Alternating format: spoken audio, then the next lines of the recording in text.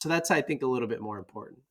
So as you're taking notes, at the end of the reading experience, like I mentioned before, you might have 10 or 15 different things that you could choose to implement, right? These are action items that you found in the book that the author used to create the same outcome you're looking for.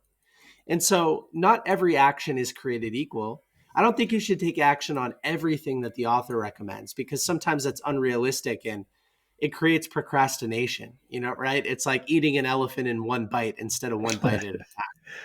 So what I do nowadays is I'll write down those 10 or 15 things that I found in the book. I'll rewrite them, because repetition leads to retention. You can form a better relationship with something, not only reading it once, but going back through, reading it a second time and rewriting it on a piece of paper, and then choosing, okay, what 2 or 3 things do I want to implement here? And then putting them in your online Evernote notebook, which is what I talk about doing in the book.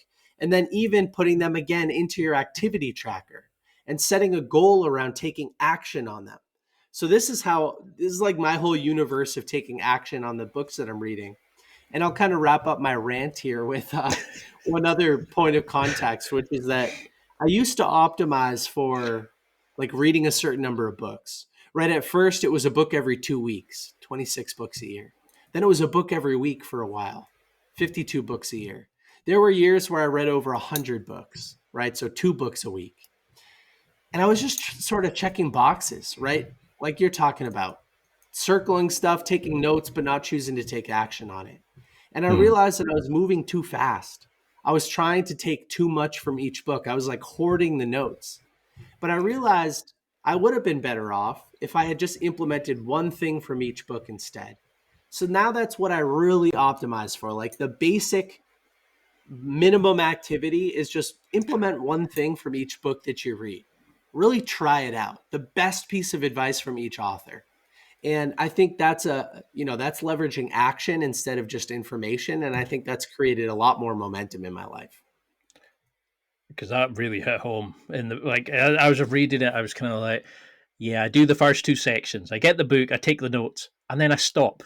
And you talk about how being able to fail is such a key thing to do. That we're taught you can't fail, you can't show weakness, but we need to really start moving and doing things in life. So, how have you found the key kind of people you've spoken to? I mean, you've had the who's who of guests. How have they kind of addressed failing, getting over the embarrassment, getting over weakness, of making mistakes, of things going wrong?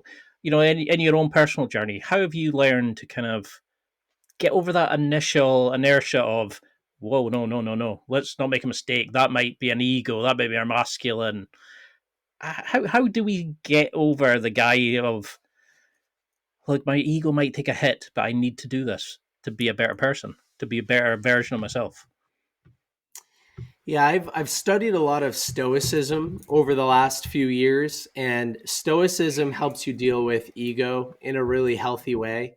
I read Ego is the Enemy by Hmm. Ryan Holiday. I Great book. read a book one time called Rethinking Narcissism, which was all about ego representing itself in a negative way. I've read a lot of Eastern philosophy, like Buddhism type thinking, and a lot of different religious and spiritual texts, books on awareness, really trying to get to the bottom of this whole ego thing, because it really did stand in my way for a long time.